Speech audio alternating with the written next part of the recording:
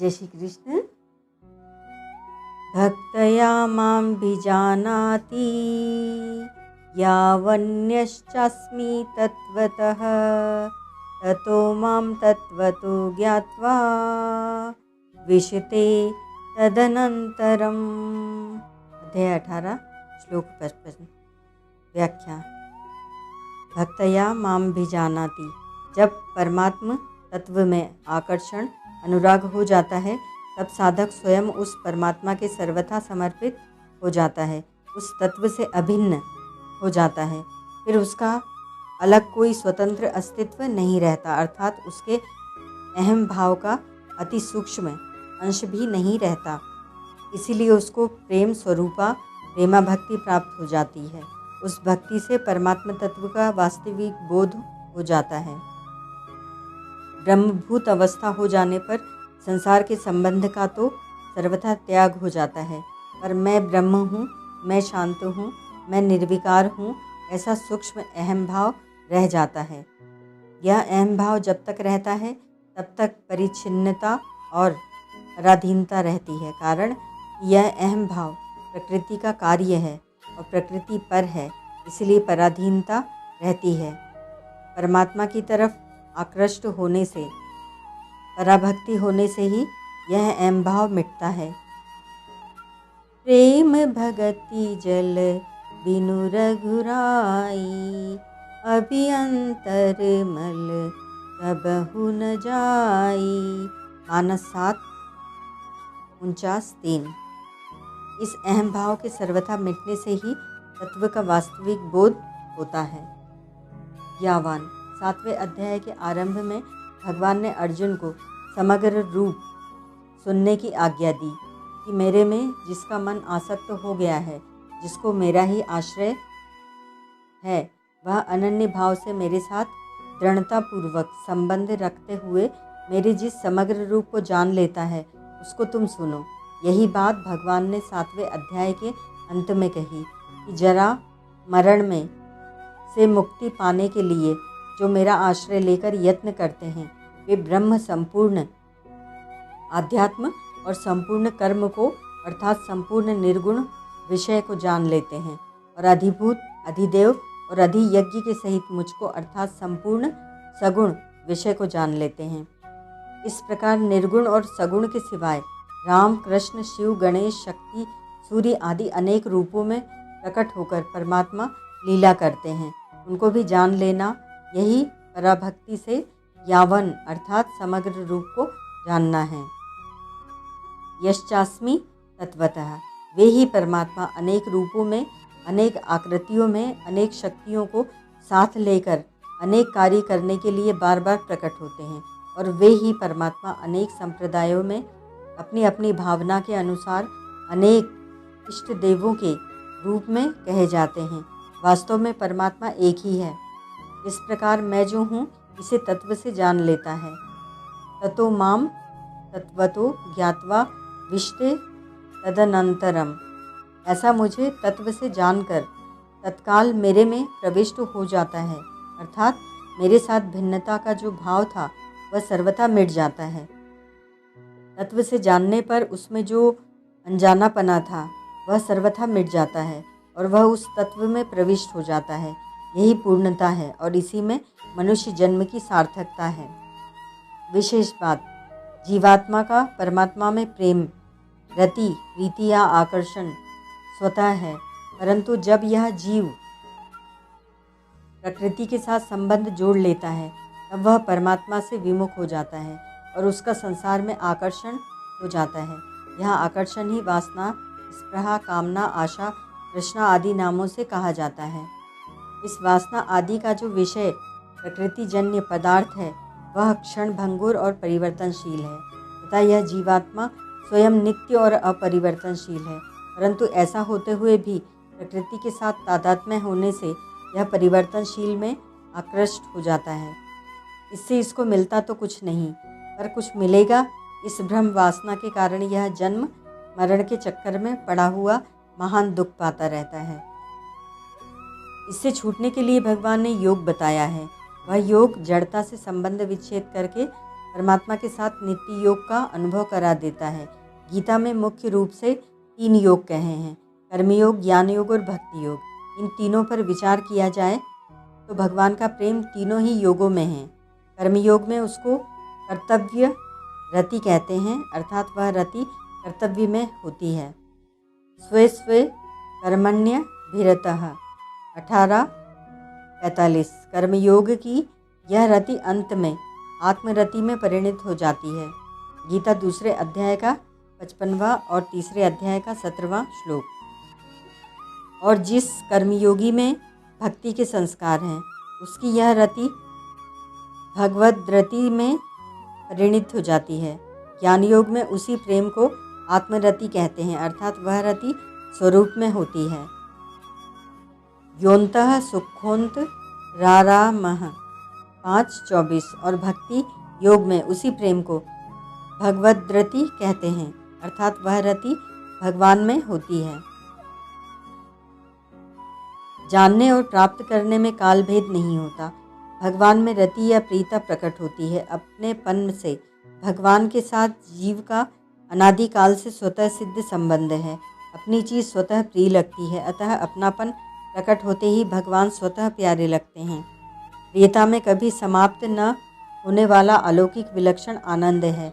वह आनंद प्राप्त होने पर मनुष्य में स्वतः निर्विकारता आ जाती है। फिर काम, क्रोध, लोभ, मद, मत्सर आदि कोई भी विकार पैदा हो ही नहीं सकता। परमार्थिक आनंद न मिलने से ही कामादि विकार पैदा होते हैं, अर्थात आनंद न मिलने से नाशवान वस्तुओं से सुख लेने की इच्छा होती है, जिससे सब विकार पैदा होते हैं। उत्पत्ति विनाशशील वस्तुओं के साथ अपनापन करने से ही यह जीव भगवान से विमुख हो जाता है। विमुखता होने पर भी भगवान की प्रियता कभी मिट नहीं सकती। नास्तिक से नास्तिक भी आफत पड़ने पर पुकार उठता है कि कोई ईश्वर है तो रक्षा करे। तुष्यन्ति च रमन्ति च। इस प्रकार इन तीनों योगों में रति होने पर भी गीता में भगवद्रति की विशेष रूप से महिमा गाई गई है। तपस्वी, ज्ञानी और कर्मी, इन तीनों से भी योगी समता वाला श्रेष्ठ है। गीता 6 अध्याय का 46वां श्लोक। तात्पर्य यह है कि जड़ता से संबंध रखते हुए बड़ा भारी तप करने पर, बहुत से शास्त्रों का अनेक प्रकार का ज्ञान संपादन करने पर और यज्ञ, दान, तीर्थ आदि बड़े बड़े अनुष्ठान करने पर जो कुछ प्राप्त होता है वह सब अनित्य ही होता है, पर योगी को नित्य तत्व की प्राप्ति होती है। अतः तपस्वी, ज्ञानी और कर्मी, इन तीनों से योगी श्रेष्ठ है। इस प्रकार के कर्मयोगी, ज्ञान योगी, हठ योगी, लय योगी आदि सब योगियों में भी भगवान ने भक्ति योगी को सर्वश्रेष्ठ बताया है। गीता 6 अध्याय का 47वां श्लोक। यही भक्ति योगी भगवान के समग्र रूप को जान लेता है। सांख्य योगी भी पराभक्ति के द्वारा उस समग्र रूप को जान लेता है। उसी समग्र रूप का वर्णन यहाँ यावन पद से हुआ है। गीता में यावन को ही वसुदेवः सर्वम 7:19 कहा है। उसी तत्व को सत असत्य, परा अपरा, पुरुष प्रकृति, क्षेत्र क्षेत्र, क्षेत्रज्ञ आदि 2 रूपों में बताया है, और उसी तत्व को सत असत्य से पर भी बताया है। त्वमक्षरम सद सत परम यत 11:37। उस तत्व को गीता में 3 रूपों से भी बताया है, अपरा, परा और अहम 7:5-6, क्षेत्र, क्षेत्रज्ञ और माम 13:1-2 एवं क्षर, अक्षर और पुरुषोत्तम 15:16-17। इन तीनों के 8वें अध्याय के आरंभ में अर्जुन के पूछने पर भगवान ने 6 भेद बताए हैं। अपरा क्रिया और पदार्थ, परा सामान्य जीव और कारक पुरुष एवं अहम निर्गुण और सगुण। इन 6 भेदों को दृष्टांत के रूप में इस तरह समझें। जल तत्व एक होने पर भी उसके 6 भेद हैं। उसमें परमाणु रूप से जल निर्गुण ब्रह्म है, भाप रूप से जल सगुण परमात्मा है, बादल रूप से जल कारक पुरुष ब्रह्म है, बूंदों के रूप से जल सामान्य जीव है, वर्षा रूप से जल सृष्टि रचना रूप क्रिया है, और बर्फ रूप से जल पृथ्वी, जल, तेज, वायु आदि पदार्थ हैं। इस प्रकार के आरंभ में अंतःकरण की शुद्धि रूप सिद्धि को प्राप्त हुआ साधक जिस प्रकार ब्रह्म को प्राप्त होता है, यह कहने की प्रतिज्ञा की और बताया कि ध्यान योग के परायण होने से वह वैराग्य को प्राप्त होता है। वैराग्य से अहंकार आदि का त्याग करके ममता रहित होकर शांत होता है, तब वह ब्रह्म प्राप्ति का पात्र होता है। पात्र होते ही उसकी ब्रह्मभूत अवस्था हो जाती है। ब्रह्मभूत अवस्था होने पर संसार के संबंध से जो राग द्वेष हर्ष शोक आदि द्वंद्व होते हैं, वे सर्वथा मिट जाते हैं, तो वह संपूर्ण प्राणियों में सम हो जाता है। सम होने पर पराभक्ति प्राप्त हो जाती है। वह पराभक्ति ही वास्तविक प्रीति है। उस प्रीति से परमात्मा के समग्र रूप का बोध हो जाता है। बोध होते ही उस तत्व में प्रवेश हो जाता है। विश्ते तदंतरम। अनन्य भक्ति से तो मनुष्य भगवान को तत्व से जान सकता है, उनमें प्रविष्ट हो सकता है और उनके दर्शन भी कर सकता है। गीता 11वें अध्याय का 54वां श्लोक। परंतु सांख्य योगी भगवान को तत्व से जानकर उनमें प्रविष्ट तो होता है, पर भगवान उसको दर्शन देने में बाध्य नहीं होते, कारण कि उसकी साधना पहले से ही विवेक प्रधान रही है। इसीलिए उसको दर्शन की इच्छा नहीं होती। दर्शन न होने पर भी उसमें कोई कमी नहीं रहती, अतः कमी माननी नहीं चाहिए। यह उस तत्व में प्रविष्ट हो जाना ही अनिवर्चनीय प्रेम की प्राप्ति है। इसी प्रेम को नारद भक्ति सूत्र में प्रतिक्षण वर्धमान कहा है। गुण रहितम कामना रहितम प्रतिक्षण वर्धमान मविच्छिन्नम सूक्ष्म तर मनुभव रूपम। नारद भक्ति सूत्र 54। यह प्रेम गुण रहित है, कामना रहित है, प्रतिक्षण बढ़ता रहता है, विच्छेद रहित है, सूक्ष्म से भी सूक्ष्मतर है और अनुभव स्वरूप है। इस प्रेम में सर्वथा पूर्णता हो जाती है, अर्थात उसके लिए करना जानना और पाना कुछ भी बाकी नहीं रहता। इसीलिए न करने का राग रहता है, न जानने की जिज्ञासा रहती है, न जीने की आशा रहती है, न मरने का भय रहता है और न पाने का लालच ही रहता है। जब तक भगवान में पराभक्ति अर्थात परम प्रेम नहीं होता, तब तक ब्रह्मभूत अवस्था में भी मैं ब्रह्म हूँ यह सूक्ष्म अहंकार रहता है। तब तक लेश मात्र भी अहंकार रहता है, तब तक परिच्छिन्नता का अत्यंत अभाव नहीं होता। परंतु मैं ब्रह्म हूँ यह सूक्ष्म अहम भाव तब तक जन्म मरण का कारण नहीं बनता, जब तक उसमें प्रकृतिजन्य गुणों का संग नहीं होता, क्योंकि गुणों का संग होने से ही बंधन होता है। कारणम गुण संगोस्य सद सद्धो निजन्मसु।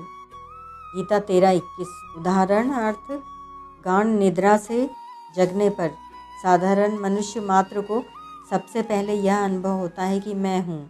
ऐसा अनुभव होते ही जब नाम रूप देश काल जाति आदि के साथ स्वयं का संबंध जुड़ जाता है, अब मैं हूँ यह अहम भाव शुभ अशुभ कर्मों का कारण बन जाता है, जिससे जन्म मरण का चक्कर चल पड़ता है। परंतु जो ऊंचे दर्जे का साधक होता है, अर्थात जिसकी निरंतर ब्रह्मभूत अवस्था रहती है, उसके सात्विक ज्ञान इसी अध्याय का 20वां श्लोक में सब जगह ही अपने स्वरूप का बोध रहता है। परंतु जब तक साधक का सत्वगुण के साथ संबंध रहता है, तब तक नींद से जगने पर तत्काल में ब्रह्म हूँ अथवा सब कुछ एक परमात्मा ही है, ऐसी वृत्ति पकड़ी जाती है और मालूम होता है कि नींद में यह वृत्ति छूट गई थी, मानो उसकी भूल हो गई थी और अब पीछे उस तत्व की जागृति हो गई है, स्मृति आ गई है। गुणातीत हो जाने पर अर्थात गुणों से सर्वथा संबंध विच्छेद होने पर विस्मृति और स्मृति ऐसी दो अवस्थाएं नहीं होती, अर्थात नींद में भूल हो गई और अब स्मृति आ गई, ऐसा अनुभव नहीं होता। प्रत्युत नींद तो केवल अंतःकरण में आई थी, अपने में नहीं, अपना स्वरूप तो ज्यों का त्यों रहा, ऐसा अनुभव रहता है। तात्पर्य यह है कि निद्रा का आना और उससे जगना ये दोनों प्रकृति में ही हैं, ऐसा उसका स्पष्ट अनुभव रहता है। इसी अवस्था को 14वें अध्याय के 22वें श्लोक में कहा है कि प्रकाश अर्थात नींद से जगना और मोह अर्थात नींद का आना, इन दोनों में गुणातीत पुरुष के किंचन मात्र भी राग द्वेष नहीं होते। परिशिष्ट भाव, मैं जितना हूँ और जो हूँ, यावान पश्चास्मि, यह बात सगुण की ही है, क्योंकि यावान तावान निर्गुण में ही हो सकता ही नहीं, प्रत्युत सगुण में ही हो सकता है। चतुः श्लोकी भागवत में भी भगवान ने यावन पद का प्रयोग करते हुए ब्रह्मा जी से कहा है, यावानहम यथा भावो यद्रुप गुण कर्मकः तथैव तत्वविज्ञान मस्तु ते मदनुग्रहात्। श्रीमद्भागवत 2:9-31। मैं जितना हूँ, जिस भाव वाला हूँ, जिन रूप गुण और कर्मों वाला हूँ, उस मेरे समग्र रूप के तत्व का यथार्थ अनुभव तुम्हें मेरी कृपा से ज्यों का त्यों हो जाए। यावान यश्चास्मि का वर्णन भगवान ने 7वें अध्याय के 30वें श्लोक में साधि भूताधि देवम माम साधि यज्ञम च ये विदुः पदों में किया था। इससे सगुण की विशेषता तथा मुख्यता सिद्ध होती है। ज्ञान मार्ग से चलने वाले को जब ज्ञानोत्तर काल में भक्ति प्राप्त होती है, तब उसमें तत्व से जानना, ज्ञातवा और प्रविष्ट होना, विषते, ये 2 ही होते हैं, दर्शन नहीं होते। उनमें कोई कमी तो नहीं रहती, पर दर्शन की इच्छा उनमें नहीं होती। परंतु आरंभ से ही भक्ति मार्ग से चलने वालों को तत्व से जानने, ज्ञातुम और प्रविष्ट होने, प्रवेष्टुम के सिवाय भगवान के दर्शन द्रष्टुम भी होते हैं। गीता 11वें अध्याय का 54वां श्लोक। इसीलिए ज्ञान मार्गी संतों में भगवत प्रेम भक्ति की बात तो आती है, पर दर्शन की बात नहीं आती। जैसे विभिन्न मार्ग से आने वाले व्यक्ति दरवाजे में प्रविष्ट होने पर एक साथ मिल जाते हैं, ऐसे ही विभिन्न योग मार्गों पर चलने वाले साधक भगवान में प्रविष्ट होने पर विषते एक हो जाते हैं, अर्थात अहम की सूक्ष्म गंध भी न रहने से उनमें कोई मतभेद नहीं रहता। प्रेम की 2 अवस्थाएं होती हैं। पहला, कभी भक्त प्रेम में डूब जाता है, तब प्रेमी और प्रेमास्पद 2 नहीं रहते, एक हो जाते हैं। और दूसरा, कभी भक्त में प्रेम का उछाल आता है, तब प्रेमी और प्रेमास्पद एक होते हुए भी लीला के लिए 2 हो जाते हैं। यहाँ पहली अवस्था को बताने के लिए विषते पद आया है। ओम तत्सत।